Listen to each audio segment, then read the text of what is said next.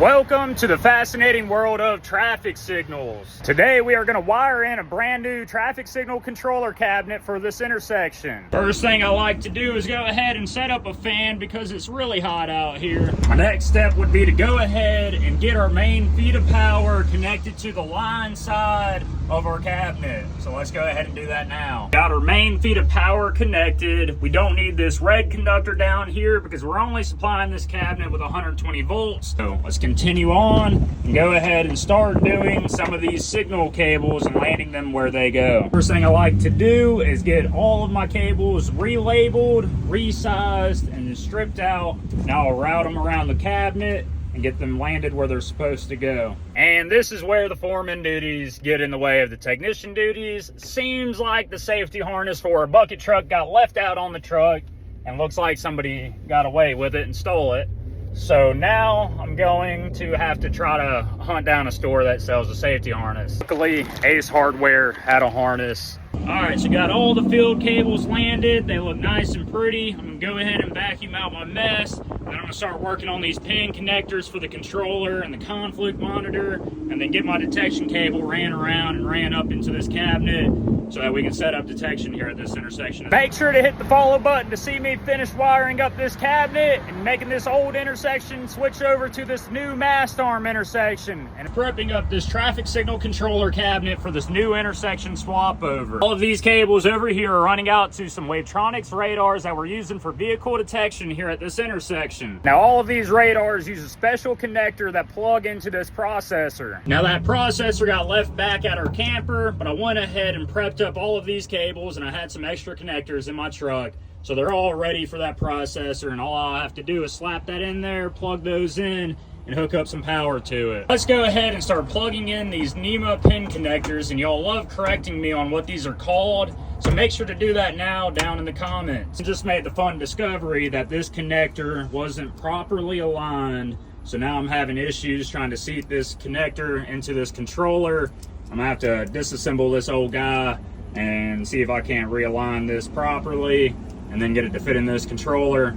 So I've been working this intersection for the past few months, and I've had at least a dozen people tell me that I need to try out this deli that's behind me. It's called the Frisco Deli in Pearl, Mississippi. So I got it. Let's give it a try. I got the daily special. Let's open it up and see what it is. I believe they said the daily special was a New Orleans style roast beef po' boy. Boy, this thing is sloppy wet. So after tax, it was $17.58 for the sandwich and a fry and a drink. So a little pricey. There we go. That's what the sandwich looks like. Got another half right here. Let's give this thing a try.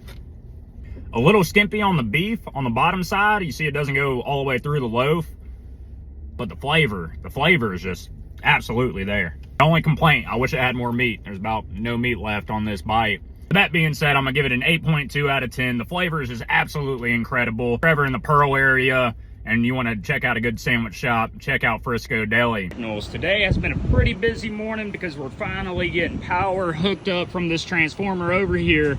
But the sad part of it is that these transformers are set up for 208 and 120, and we only need 120 down here. So we either had to add a teaser lug to this meter can, or what we did instead is, let me open this guy up and I'll show you. So what I did, instead of adding that teaser lug to this meter here, because that part's on back order for 8 to 10 weeks, I went ahead and bridged our secondary phase over to the neutral so that their meter will read proper, and now we have 120 volts to only half of our bus, but that's going to work out for us. This side, our breaker panel, we only have this side that's hot now.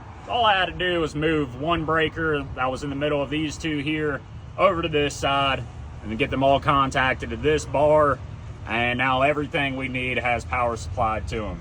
And went ahead and added a blank out cover for this dead front. You go ahead and just move this label over to this breaker here, and everything looks as good as new. It's gonna work and power this intersection just fine. Now back to wiring up this cabinet. Finally got power to the signal controller cabinet, so the first thing I want to do now is dress up all these cables because they look like a bad mess right now, so let's fix that. All right, these cables look a lot better. Now I'm gonna go ahead and put this power supply into this card rack. Even though it's not gonna be used in this cabinet for now, still gonna add in that power supply and start sticking our load cells in.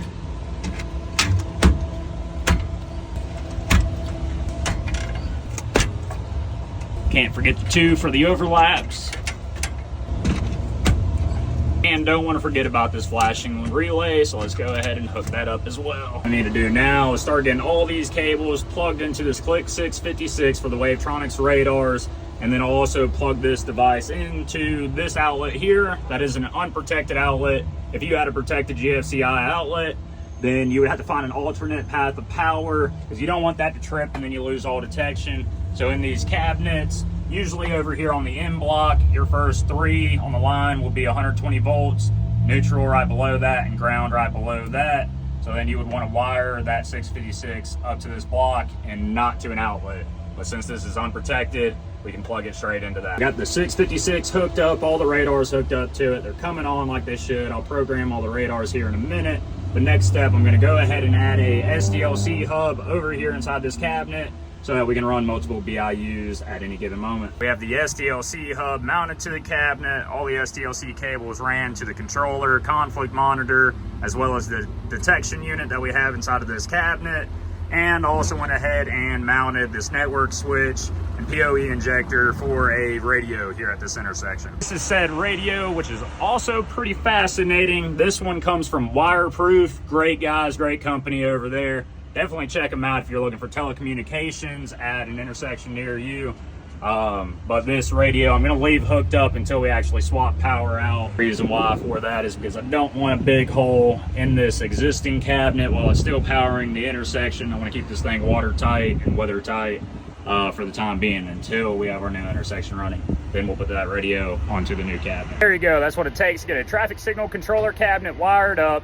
And if you enjoyed this little series, and I'll probably put it all together and make one long video, make sure to give it a thumbs up. And as always, thanks for watching.